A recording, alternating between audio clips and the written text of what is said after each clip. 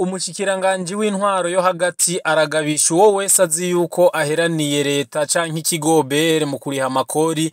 Mugenzi we nawe w'ikigega ca leta asanga haragahaze kuko leta amazu ipanze yariha imiliyaridi zigera ku 9 mu gihe amazu nayipangishije ayinjiriza amafaranga agera ku miliyoni 500 ku mwaka. Umukuru w'igihugu nawe ahanurwaruka gukura amaboko mu mpuzu bakihangira imirimo kugira ngo baronke ubuzi bongere babuha abandi. Banki nkuru BRB nayo yafashe ingingo zikakaye ku mashirahamwe mato mato yo kuziganya no kugurana ni nyuma yuko barenza amategeko.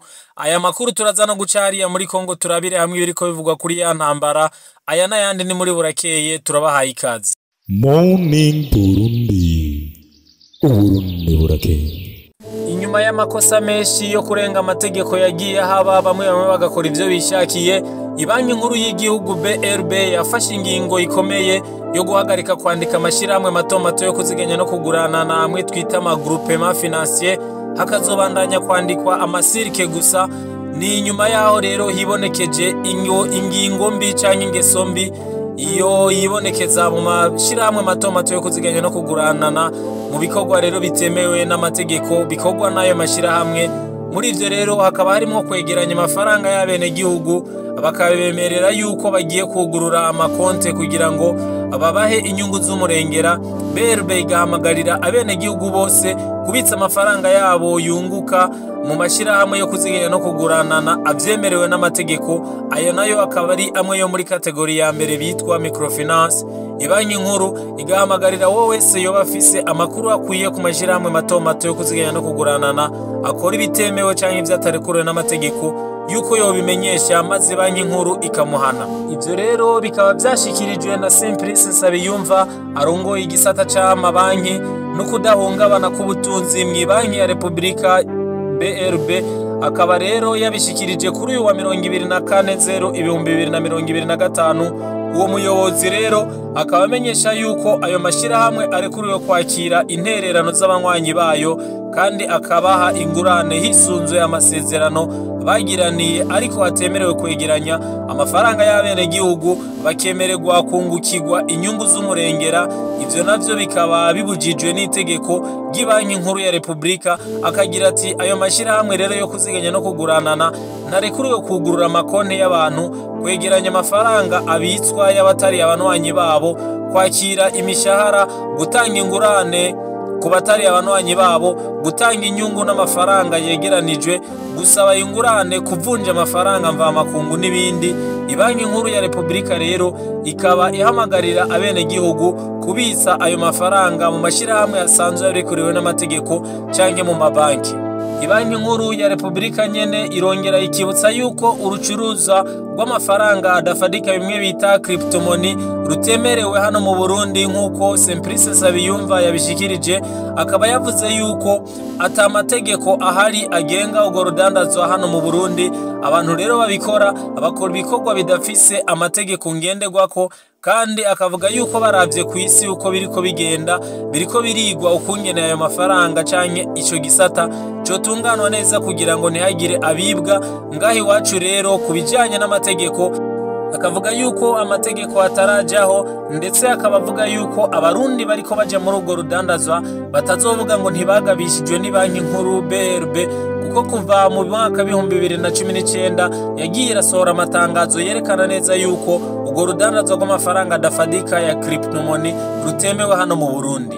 Ano makuru tuyabandanirize hariya mu ntara ya Ngozi, aho umukuru w'igihugu yifadikanije n'abagize umugambwe CNDD-FDD mu masengesho mpuzamadini yo gusenga bashima Imana batangura umwaka. Umukuru w'igihugu rero akaba ahamagarira urwaruka kwihangira imirimo no gukunda igihugu. Mu kiganiro umukuru w'igihugu yagiraniye n'urwaruka kuri uyu wa 24/0/2025 akaba yashimikiye ku gukunda igihugu, kubumbatira amahoro n'umutekano hamwe no kwihangira imirimo. Evariste Ndayishimiye akaba yasavye urwaruka kwihangira imirimo bahereye ku bikorwa bito bito, mu kuja hamwe bakaja mu makoperative bagaterera agacumu k'ubumwe mu itunga rusange.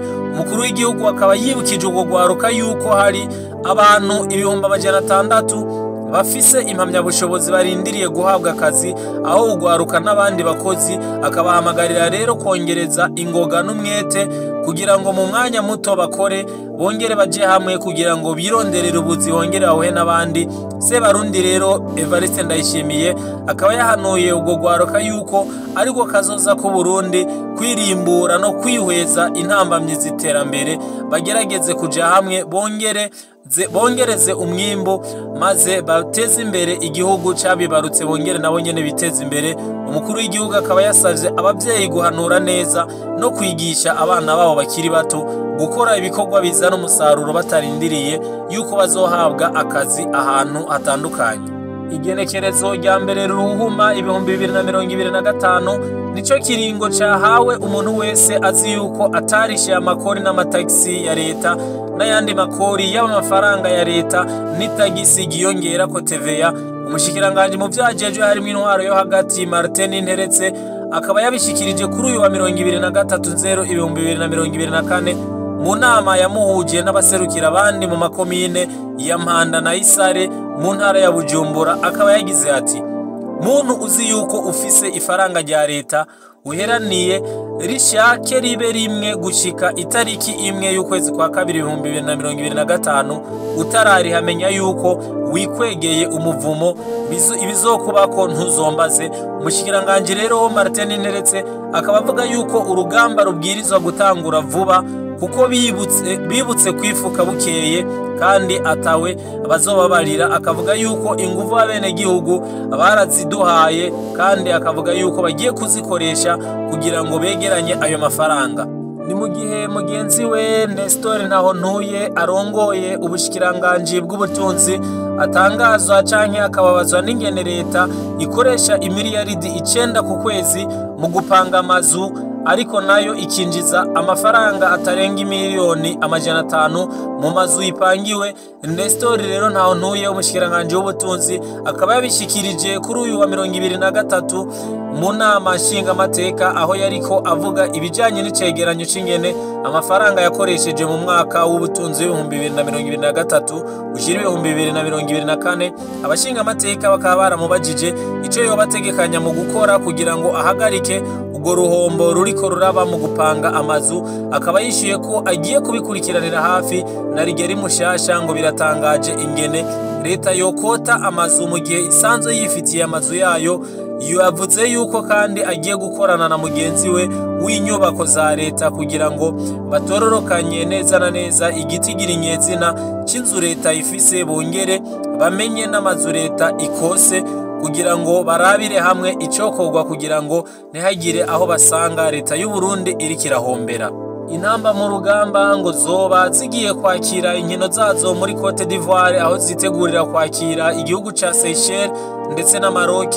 Ikinyamakuru Africa Foot kikaba kivuga yuko hari ibihugu bimaze gusaba kwakira inkino zo kurondera itike y'igikombe c'isi y'ibihumbi2026 muri Maroc zimirije kuba muri Ntwarante 2025, harimo n'u Burundi rero kubera ibibuga vyabo bitemerewe kwakira inkino mpuzamakungu. Ico kinyamakuru kikavuga yuko inkino zizobera muri Maroc ari Burkina Faso, Djibouti, Ethiopia, Egiputa kundwi ya 5, Ethiopia, Egiputa kundwi ya 6, Uburundi na Cote d'Ivoire, Uburundi na Seychelles mu itsinda rya F, Komoro na Mali, Komoro na Chad itsinda rya I.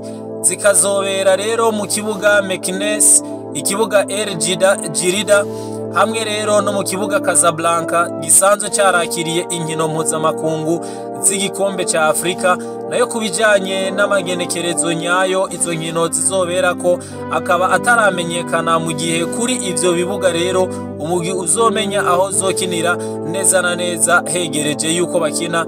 Ibi rero bikaba vyerekana ko ibikorwa vyo gusubiramwo ikibuga Intwari bitararangira, ndetse intamba mu rugamba zizokwakirira hanze y'igihugu. Ibisanzwe bavuga yuko ari byo bishobora kuba biriko biratuma intamba mu rugamba zizana umusaruro mubi. Mwibuke yuko intamba mu rugamba zimaze igihe bigorana yuko zitsinda, bikaba ari navyo vyatumye hirukanwa umumenyereza yahora zimenyereza Etienne Ndayiragije kugira ngo bamusubirize n'amaraso mashasha barabe yuko hari ico kwiyongera. yamara abarundi benshi bakabona yuko ikibuga c'intwari igihe kizoba kimaze kurangira intamba mu rugamba zishobora kwakirira imbere y'abakunzi bazo i Bujumbura bizokoroha canke bizofasha intamba mu rugamba mu kugarura akamorale igihe bazoba bariko barakina kuko bazoba bafise abakunzi babo bariko babatera intege. Ubu bikaba bigorana yuko intamba mu rugamba zovuga yuko zakiriye inkino kuko zitakirira mu bihugu vyazo, ndetse bakavuga yuko bishobora kuzoba intambamyi imwe mu ntambanyi zitandukanye zishobora gutuma Burundi bubura itike yo kugira ngo buzokine igikombe c'isi kuko butazoba buri kumwe n'abakunzi babo benshi babushigikira mu gihe buzoba bwakiriye inkino zabo mu rugo ariko bakakirira mu bindi bihugu rero usanga atabakunzi canke abafana baba bari mu bibuga bariko bashigikira intamba mu rugamba. Ano makuru tuyabandanirize hariya muri Kongo mu gihugu ca Republika Iharanira Demokarasi ya Kongo, aho abashinwa batatu baheruka gufatanwa ibitafari bigera kuri 10 vyo ubutare bari bakuye muri Kongo mu buryo butemewe n'amategeko, ndetse bagafatana n'amafaranga ashika ku bihumbi 400 by'amadolari. Abo bashinwa baraciriwe urubanza bakaba baciriwe gufungwa imyaka 7 no kuriha ihadabu ry'amafaranga agera ku bihumbi 600 by'amadolari, kandi bakongera bacigwa igihano cy'uko aba bashinwa batemerewe kuzosubira guhonyoza ikirenge ku butaka bwa Kongo inyuma y'uko urubanza rwabo n'igihano cyabo baciriwe cyo gufungwa imyaka 7 bizoba birangiye. Abashinwa bakazoca birukanwa, ndetse hakaba hazoca hajaho itegeko ry'uko batarekuriwe guhonyoza ikirenge ku butaka bw'igihugu ca Republika Iharanira Demokarasi ya Kongo. Tubandanirize nyene aho muri Republika Iharanira Intwaro Rusangi ya Kongo, aho intambara iri kihuza M23 ishigikiye n'igihugu c'u Rwanda ndetse n'igisirikare ca Republika Iharanira Demokarasi ya Kongo gishigikiwe n'imigwi itandukanye nka Wazalendo ndetse n'abarundi. Iyo ntambara ikaba ikomeje ndetse iri kirahitana n'abatari bake, aho iyi ntambara iteye impungenge ishirahamwe mpuzamakungu ONU, aho iri shirahamwe ritewe impungenge nuko iyi ntambara ishobora kuba intambara y'akarere, rikaba rigabisha yuko hari hakwiye yuko iyi ntambara ikurikiranwa amakungu ndetse akarondera ingene ahuza imigwi yose iri kiragwana kugira ngo haboneke amahoro, kuko abanyagihugu benshi bariko babiboneramwo amabi ariko arava muri no ntambara. Iyi ntambara kandi ikaba yahitanye Peter Nkubacira umwami yarasanzwe ari buramatari w'intara ya Kivu ya ruguru, yiciwe hafi ya Sake ariko agerageza kusanga ingabo ziwe canke igisirikare ciwe aho cari kiri ku rugamba Igoma. Ndetse amakuru ava hariya muri Kongo nyene bakaba bavuga yuko uyu musirikare akaba yoba yishwe agiye gushigikira igisirikare ciwe, aho bavuga yuko yoba yahitanwe n'uyu mugwi wa M23 usanzwe uriko uragwana cyane muri kano gace ugerageza ukazunguruka, ariko kandi igisirikare ca Kongo kikaba kiriko gerageza gusubiza inyuma uyu mugwi, ndetse intambara zikaba zikomeje. Amakungu akaba afise ubwoba yuko iyi ntambara ishobora kuba y'akarere. Ni mu gihe ibihugu nka Leta Zunze Ubumwe za Amerika n'Ubufaransa vyamaze kubwira abanyagihugu bazo kutaja muri ako karere ka Goma, ndetse bagasaba yuko abanyagihugu babo abo baba bakiriyo bovayo maguru masha kugira ngo ntibahave bahitanwa n'izi ntambara. Igisirikare rero ca Kongo kikaba kiriko kiragwana n'uyu mugwi wa M23, ndetse intambara zikaba zimaze igihe kinininya, kandi bakaba bavuga muri Kongo nk'uko umukuru w'igihugu Felix Tshisekedi yabivuga atamugambi bafise yo kuganira canke kugiranira ibiganiro n'umugwi wa M23. N'intambara ziteye impungenge, kandi abanyagihugu bo muri ako karere ndetse n'amakungu akaba arabira hafi ibiriko bibera mu gihugu ca Kongo, bakaba baraba hafi ingene iyi ntambara izorangira, ndetse ibiganiro bitandukanye bikaba vyagiye biraba birongowe n'umukuru w'igihugu Evariste Ndayishimiye igihe yararongoye umuryango w'ibihugu vya Afrika y'ubuseruko EAC, ndetse umukuru w'igihugu akaba yaragerageje guhuza iyi migwi yose, ariko inyuma yuko aviriye ku butegetsi bw'uyu muryango wa EAC bikaba biboneka yuko ibiganiro bisa n'ivyahagaze, ndetse intambara zikaba zikomeje muri Republika Iharanira Intwaro Rusangi ya Kongo. Turabashimiye mwese ko mwakurikiranye ano makuru yo kuri wa gatandatu, tukaba tuyipfurije kugira weekend nziza. Imana ibahezagiraho muri hose, mushishikare musangiza ano makuru abandi, kandi mudukurikirane ku mbuga zacu haba kuri Facebook, Instagram ndetse na X. Naho ubutaha murakoze. Morning Burundi, Uburundi burakeye.